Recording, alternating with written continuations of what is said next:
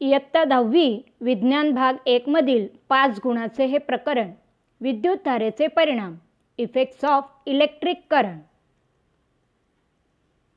चित्रात दाखवलेली TV, fridge, mixer, oven यासारखी उपकरणे पाहिल्यानंतर तुमच्या लक्षात येईल की या सर्व उपकरणांना चालवण्यासाठी विजेची आवश्यकता असते. All these devices cannot be run without electricity. चित्रात जास्त पाणी असलेल्या टाकीतील पाणी कमी पाण्याचे प्रमाण असणाऱ्या टाकीकडे जाताना दिसते. पाण्याप्रमाणेच विद्युत प्रभाराचा प्रवाह एक प्रकारच्या विद्युत पातळीवर अवलंबून असतो आणि त्याचे जास्त पातळीकडून कमी पातळीकडे वहन होत असते. Just like water, the flow of electric charge between 2 points depends on a kind of electric level. विभवांतर पोटेन्शियल डिफरन्स. विद्युत घटाच्या धन अग्र आणि ऋण अग्र यांच्या विद्युत पातळीतील फरक म्हणजे त्या घटाचे विभवांतर होय. Difference in potential between the positive and negative terminal is the potential difference of that cell. हे विभवांतर धातूच्या तारेतील इलेक्ट्रॉन्सला गतिमान करते आणि वाहकामध्ये विद्युत प्रवाह निर्माण होतो. The potential difference sets the electrons in motion and results in the flow of electricity. चित्रात तुम्ही धातूच्या तारेतील मुक्त इलेक्ट्रॉन गोलात पाहू शकता. तांब्याच्या तारेचा काटछेद क्रॉस सेक्शन म्हणजेच तांब्याच्या तारेचा छोटासा तुकडा जो मोठा करून इथे दाखवला आहे, ज्यातून निळ्या रंगाचे इलेक्ट्रॉन गतिमान झालेले दिसून येतात. विभवांतर पोटेन्शियल डिफरन्स. विभवांतराचे सूत्र विभवांतर बरोबर कार्य छेदात एकूण प्रभार. Potential difference is equal to work upon total charge. V is equal to W upon Q. इथे वर्क आपण डब्ल्यू या अक्षराने दर्शवले आहे, तर टोटल चार्ज हा क्यूने दर्शवला जातो. SI पद्धतीमध्ये विभवांतराचे एकक व्होल्ट आहे. विद्युतधारा इलेक्ट्रिक करंट. वाहकातून वाहणारा इलेक्ट्रॉनचा प्रवाह म्हणजे विद्युतधारा होय. An electric current is the flow of electrons through a conductor. विद्युतधारेचे सूत्र विद्युतधारा बरोबर विद्युत प्रभार छेदात कालावधी. Current is equal to electric charge upon time. I is equal to Q upon time. इथे करंट I अक्षराने, इलेक्ट्रिक चार्ज क्यूने तर टाईम टीने दर्शवला गेला आहे. SI पद्धतीमध्ये विद्युतधारेचे एकक ॲम्पियर आहे. विद्युत शक्ती इलेक्ट्रिक पॉवर. एकक कालावधीत वापरलेली विद्युत ऊर्जा म्हणजे विद्युत शक्ती. Electric energy use per unit time. विद्युत ऊर्जा energy consume is equal to P into T. इयत्ता 9वीमध्ये आपण या सूत्राने उदाहरणे सोडवली आहे. या वर्षीसाठी नवीन सूत्र आपण अभ्यासणार आहोत. P is equal to V into I. Power is equal to potential difference into current. SI पद्धतीमध्ये या विद्युत शक्तीचे एकक आहे वॅट. घरगुती उपयोगासाठी फॉर डोमेस्टिक पर्पज आपण 1 किलोवॅट अवर बरोबर 1 युनिट या एककाचा वापर करतो. दर महिन्याला येणाऱ्या विजेच्या बिलात या युनिटचा उल्लेख पाहता येतो. विद्युतधारेचे परिणाम इफेक्ट ऑफ इलेक्ट्रिक करंट. औष्णिक परिणाम हा पहिला परिणाम इयत्ता 10वीमध्ये सविस्तर अभ्यासला जाणार आहे, ज्यावर आधारित इस्त्री, ओव्हन, हीटर ही उदाहरणे दिसून येतात. दुसरा परिणाम चुंबकीय परिणाम मॅग्नेटिक इफेक्ट हा सुद्धा आपल्याला इलेक्ट्रिक मोटर या उदाहरणाद्वारे इयत्ता 10वीत अभ्यासाचा आहे. तिसरा परिणाम रासायनिक परिणाम केमिकल इफेक्ट. इलेक्ट्रोप्लेटिंग ज्याला विद्युत विलेपन असे म्हणतात. या पद्धतीत कॉपर म्हणजेच तांब्याच्या धातूवर सोन्या किंवा चांदीचा मुलामा, ज्याला सोन्याचे पाणी देणे असेही म्हटले जाते, ती प्रक्रिया इथे होताना दिसून येते. तारेतून जाणारी विद्युतधारा, current flowing through a wire. विद्युतवाहक तार विद्युत घटाला जोडलेली नसेल तर तिच्यातील मुक्त इलेक्ट्रॉन, फ्री इलेक्ट्रॉन्स, जे पहिल्या चित्रात आपल्याला निळ्या रंगाचे इलेक्ट्रॉन्स दिसून येत आहेत, ते इतर अणूच्या दरम्यान सर्व दिशांना मुक्तपणे फिरत असतात.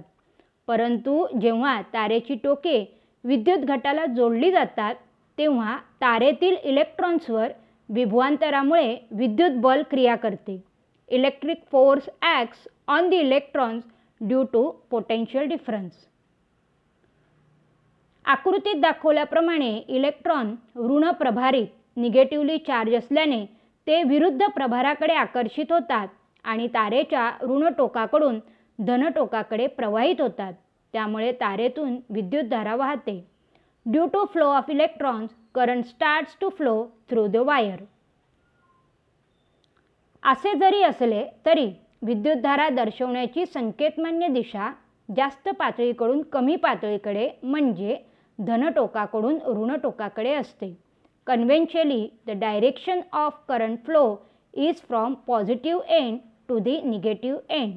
या आकृतीमध्ये आपण कन्व्हेन्शनल करंट दिशा जी आहे ती पॉझिटिव्हकडून निगेटिव्हकडे पाहू शकतो, तर इलेक्ट्रॉनचा प्रवाह हा त्याच्या उलट दिशेने म्हणजे निगेटिव्हकडून पॉझिटिव्हकडे जाताना दिसून येतो.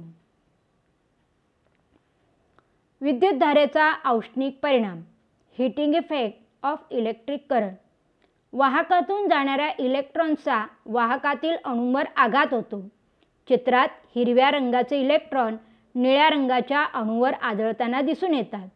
म्हणजेच इलेक्ट्रॉनच्या वहनाला अणूकडून विरोध होतो, ज्याला रेझिस्टन्स असे म्हणतात. जेवढा हा रोध जास्त तेवढी इलेक्ट्रॉनच्या गतिज ऊर्जेत वाढ होते. More the resistance, more the kinetic energy of electron. यावेळी जी उष्णता ऊर्जा निर्माण होते त्यामुळे वाहकाचे तापमान वाढत जाते. Kinetic energy of electron is converted into heat, so the conductor becomes hot. हाच विद्युतधारेचा औष्णिक परिणाम, हीटिंग इफेक्ट होय.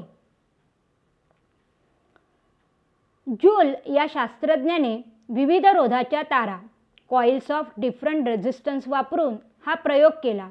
त्यावेळी त्याला प्रत्येक वेळी तारेत निर्माण होणारा उष्मा वेगवेगळा असल्याचे दिसून आले. घरात सुद्धा जेव्हा वॉटर हीटरची कॉईल जास्त वेळ तापवली जाते त्यावेळी पाणीसुद्धा अधिक तापलेले दिसून येते. म्हणजेच निर्माण होणारा उष्मा हा विद्युतधारेचे प्रमाण व कॉईलमधून विद्युतधारा वाहण्याचा कालावधी यांच्यावर अवलंबून असल्याचे दिसून येते.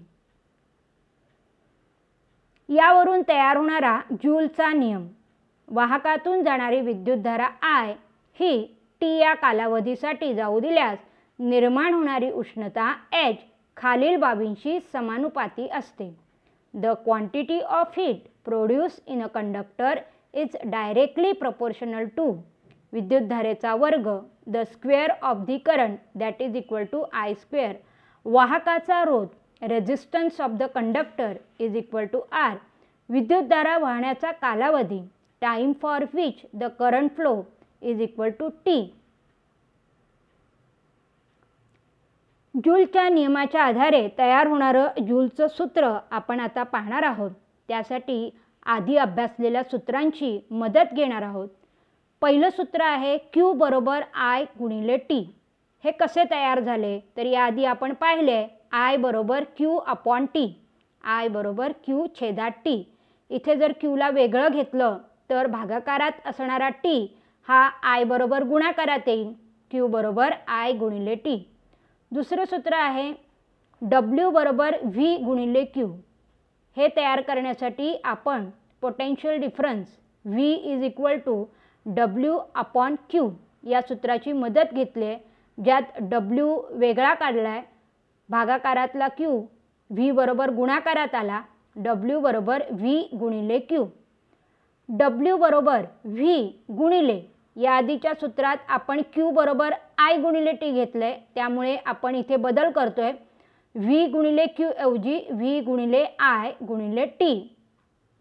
If work done is equal to heat produce, झालेले कार्य बरोबर निर्माण होणारा उष्मा असेल तर H is equal to V into I into T.